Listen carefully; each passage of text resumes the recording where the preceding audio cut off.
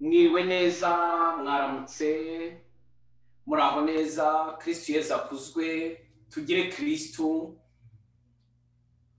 naganze, nimugire Roho Mutagatifu n'ingabire ze zose n'imbaraga ze zose n'ububasha bwe bubamanukiremo, bubaha imbaraga zo gutakambira Imana n'umutima umenetse no gukora ugushaka kwayo mu bikorwa byo kwigomwa no mu myifatire ijyanye n'iryo sengesho ry'urunana twatangiye, tukaba tugeze ku munsi wa 12 mu minsi 90 twiyemeje gusenga dutakambira Imana, dusengere abagenda binjira mu runana rwa buri munsi, tubasabire imbaraga zivuye mu ijuru, dusengere kandi n'abandi bantu bose bo hirya no hino ku isi bifatanije natwe.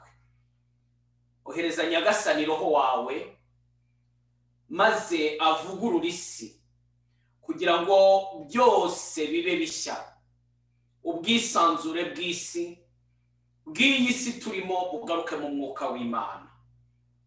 Uyu munsi wa 5 tugiye kuzirikana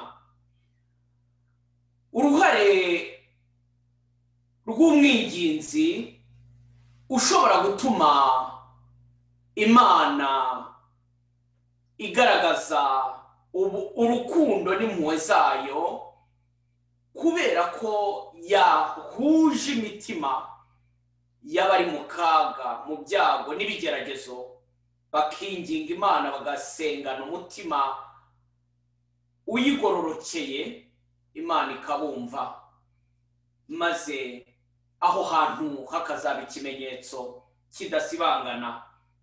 Samweli uyu muhanuzi aratubwira icyo bise ibuye ry'umuvunyi.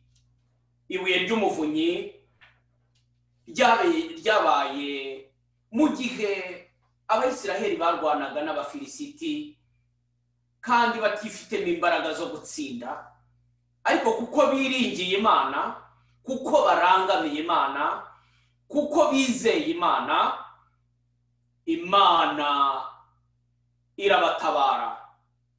Uyu munsi ushobora kuba uri mu bihe udafitiye igisubizo, ibihe utabona aho bizagarukira, haba ari kuri wowe ubwawe, haba ari mu muryango wawe, haba ari mu karere urimo, haba ari ndetse n'ibyo tubona kuri iyi si yacu, aho umuntu abona ko abantu bashakisha ibisubizo by'ibintu bimwe na bimwe, ariko uko turimo dushaka ibisubizo niko n'ibibazo birushaho kwiyongera.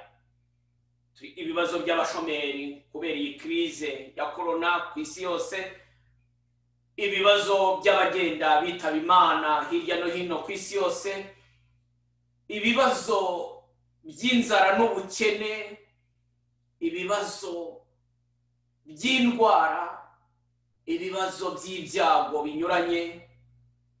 Nyagasani dutabare, ubuvunyi ni wowe twiringiye kutubera umuvunyi.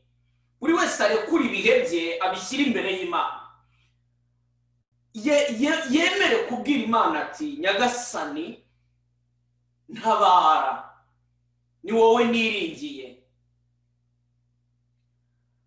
Buriya iri jambo ry'Imana tugiye gusoma mu gitabo cya mbere cya Samweli umutwe wa 7 umurongo wa 5 tukageza ku murongo wa 12.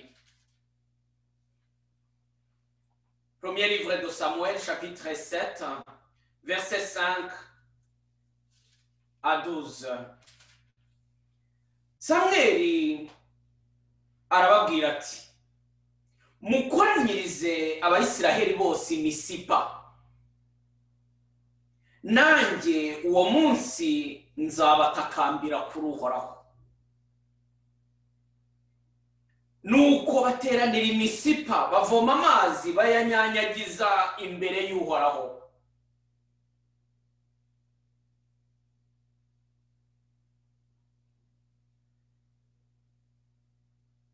nuko uwo munsi basiba kurya, maze baravuga bati twacumuye kuri Uhoraho.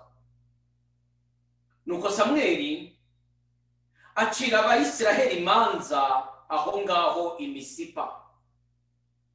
Abafilisiti ngo bumve ko Abayisiraheli bateraniye i Misipa, abatware babo barazamuka ngo babatere. Abayisiraheli babyumvise batinya Abafilisiti,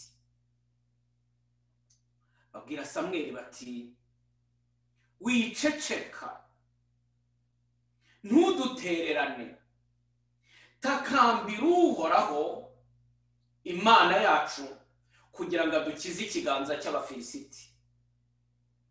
Nuko Samweli afata umwana w'intama utaracuka, awutura Uhoraho nk'igitambo gitwikwa.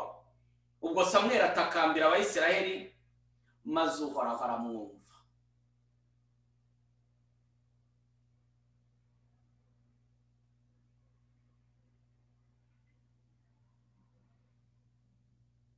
Abayisiraheli uko Samweli yaturaga igitambo, Abafilisiti begeraga Abayisiraheli kugira ngo babarwanye. Uwo munsi ariko Uhoraho akangaranya bikomeye Abafilisiti, arabatatanya, maze Abayisiraheli baratsinda.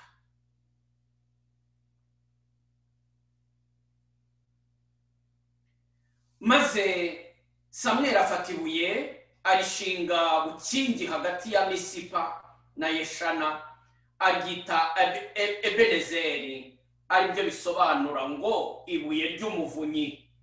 Ati Uhoraho yatuvunnye kugeza ahangaha, Uhoraho umuvunyi.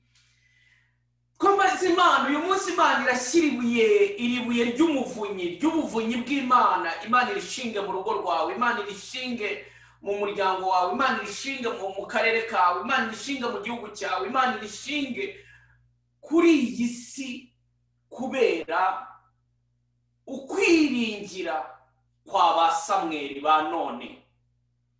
Samweli uyu munsi aratwereka uburyo umukristu wiyumvamo umuhamagaro, wiyumvamo urukundo Imana yamukunze, wiyumvamo agaciro k'abatisimu yahawe, ko kuba yarahuye na Yezu Kristu akamubera umukiza n'umucunguzi. Iyo areba ibibazo abantu bafite, iyo arebye ibyago bibugarije, Imana imubwiriza icyo gukora cyatuma abandi bahumurizwa. Samweli arafata initiative ikomeye. Abakristo benshi batinya gufata za initiative. Umuntu agatinya kuvuga ati niyemeje gukora iki, niyemeje gutangiza iki gikorwa cyafasha abandi. Hari ibintu byinshi twapfukiranye muri twe, duhora tubwirizwa na Roho Mutagatifu, kubera kutagira ukwizera, kubera ukwemera kudakomeye, tugashidikanya iteka ryose tukambaza. Samweli ahita abwira Abayisiraheli ati mwese muze mukoranira ahangaha. Baraje barahakoraniye. Mu gihe cy'urugamba, mu gihe cy'ibigeragezo, abantu bakeneye guhuriza hamwe. Hari igihe umuntu aba yacitse intege ku giti cye. Hari igihe ndabasaba ko muri iyi minsi ushaka abantu uhamagara, ubabaza uti umeze uti, ubayeho uti, urimo urarwara izihe ntambara, humura, witinya, dufatanye isengesho, duhuze umutima. Niyo utamukorera ibindi byinshi ariko akumva uramuvugishije, akumva ijwi ryawe riramubwiye iti kora gutya, genza utya.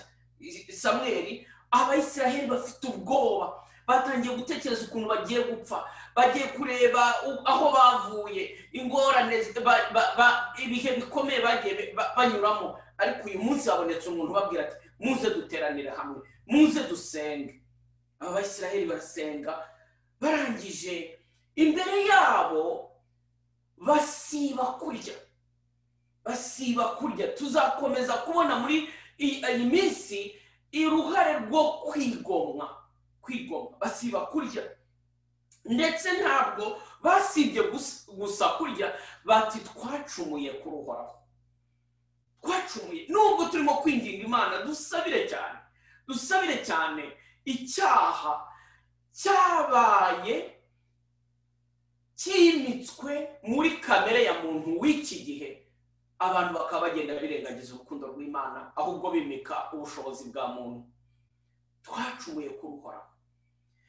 None Samweli ducira imanza, Nyagasani. Hari muzibuke ngo icya gihe Eliya ahunga mu gitabo cya mbere cya Samweli, ni umutwe wa 19, ariko muzasome guhera ku murongo wa 17, cyane cyane ageze mu butayu, yagize ubwoba, yahungabanye, aravuga ati Nyagasani, ntabwo ndi intungane kurenza abakurambere banjye. Hari igihe twishyira mu mwanya w'abandi tukahongerera ibyaha byabo. Samweli ako kanya arangije arabakoranya, bateranira hamwe. Muri iki gihe hari abantu benshi badafite imbaraga zo gusenga, hari abantu benshi badafite ibibazo byarenze, nyamara bakeneye umuntu umwegera. Uyu munsi wa none mube ba Samweli, mubwira abandi, mufate initiative yo kugira icyo mwiyemeza gukora cyahumuriza abandi, cyagarura imitima y'abandi. Ariko cyane cyane mubanze murangamira Imana. Impamvu ntabwo Samweli ajya kwita ku bandi, arabagarura ku Mana. Musabe Imana yongere igarure iyi si kuri yo, niyo yayihanze. Musabe Imana kugira ngo habe abogeza butumwa babwira abandi Imana, bemera kuba abahetsi b'Imana, kugira ngo Imana yongere igarure ikuzo ryayo hagati mu bantu. Ndagira ngo mbabwire inkuru ndangirize kuri iyi nkuru. Hari umugabo wari waravutse, akaba yari umuntu w'igihangange, ngo yari afite imbaraga nyinshi. Noneho akavuga ati ngewe mu buzima bwanjye nzakorera umwami urusha abandi bami bose amaboko. Uwo mwami w'igihangange niwe nge nzakorera. Arangije aho mwana wari warabyirutse bamubonana amatwara adasanzwe, ngo icyo yabwiraga yiyemezaga cyose yaragikoraga, icyo yavugaga akagisohoza. Abantu bagahora bamubona nk'umuntu udasanzwe, umuntu ukomeye, ariko nawe akumva ubushobozi bwe azabushyira ku wundi muntu w'ikirenga. Ntiyarazi uwo ari we. Arangije umunsi umwe aza kumva umwami w'abami wari mu gihugu runaka, aragenda ajya kumuhakwaho, aragenda kuko yari afite imbaraga, yari afite ubushobozi. Uwo mwami baragenda arabana, akajya amurindira umutekano, ibintu nk'ibyo. Bigeze igihe uriya mwami ngo aza kugira umunsi mukuru we w'amavuko, atumira abaririmbyi bamucurangira. Ngo hagati muri abo baririmbyi barataga bose ukuntu umwami ari igihangange, bakamuririmba. Ariko haza kubamo umucuranzi umwe ngo wacurangaga neza cyane, akavuga ati mwami uri igihangange, gusa kuri iyi si uretse shitani yonyine yakurusha ubuhangange. Ni wowe mwami wundi kuri iyi si, nta wundi uhwanye nawe. Ariko ngo igihe cyose uwo mucuranzi yaririmbaga akavuga izina shitani, akabona wa mwami biramuriye, biramurakaje.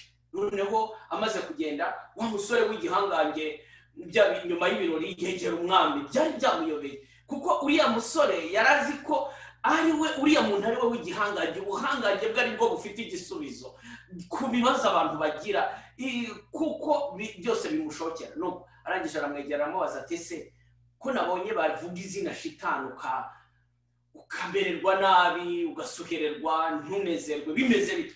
Undi ati iryo zina ntiwongere no kurivuga. None se shitani kurusha amaboko? Undi ati ni ingome iyo ngiyo, ati twese turayitinya. Nuko wa mwami wa musore w'igihangange aramwumva ati nari nzi ko kuri iyi si nta muntu wakurusha amaboko. Njye rero nafashe umugambi n'intego yo kuzakorera umwami urusha abandi bose amaboko. Noneho aragenda rero ajya aravuga ati mva ari wowe nari niringiraga reka nzagende njye gukorera iyo shitani, ubwo niyo ifite amaboko. Aragiye. Aza nanone baza kumurangira umuntu wari ukomeye cyane, ngo wari wariyeguriye shitani ibyo yakoreshaga byose, imbaraga ze yashoboraga gukora bikomeye, kajya mu kirere akamanuka mu kuzima, akazenguruka isi yose, agakora icyo ashaka, akica uwo ashaka, agakora byinshi cyane binyuranyije no gushaka kw'Imana, ariko kuko arizo mbaraga zari zimurimo, noneho rero akavuga ati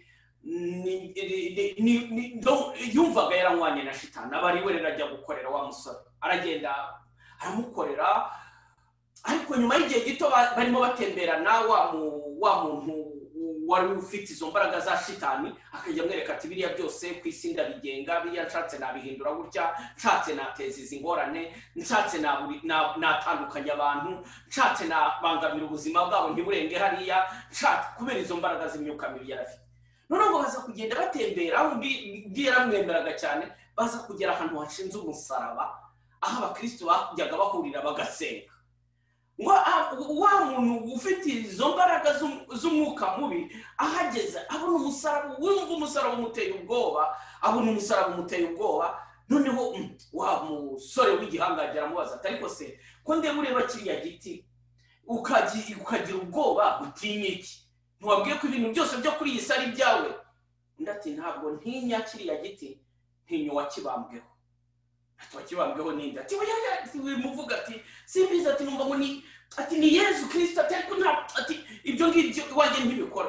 Noneho undi ati se akurusha amaboko? Ati ati uwo nguwo we urumva ati niyo twapanze ibintu atashatse byose arabisambura, n'icyo twagerageza ku bantu iyo yabagendereye byose aratugamburuza akatwirukana.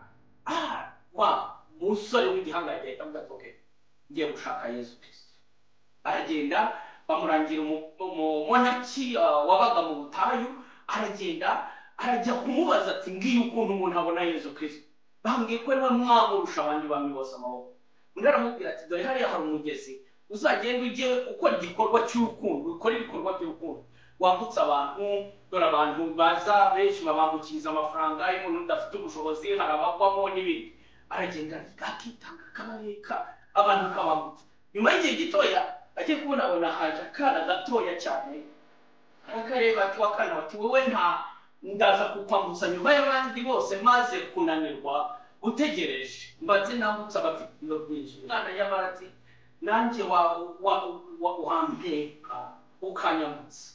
Ariko urumva wa muntu yari afite ikibazo cyo kumenya atari kubundi wa Yesu Kristo nzamumenya gute, nzamubona gute? Kuko mumubona kera yamubwiye ati giye gusa kuri ibyo bikorwa, ibindi Yesu azabikwiye, n'igihe nikigera azakwigaragariza.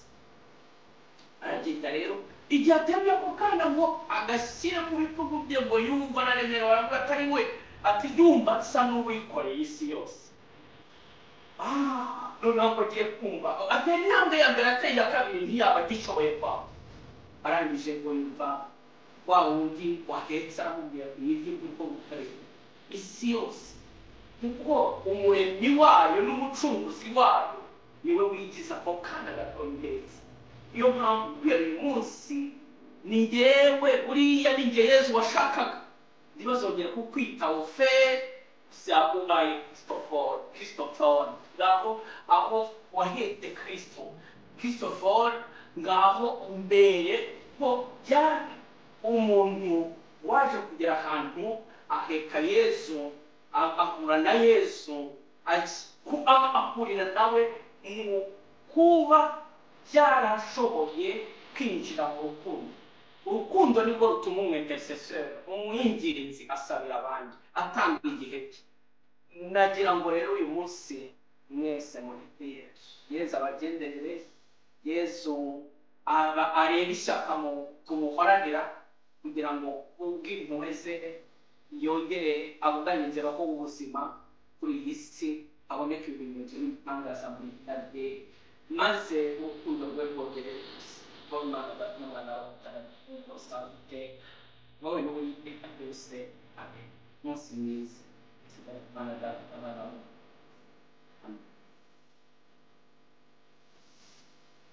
partager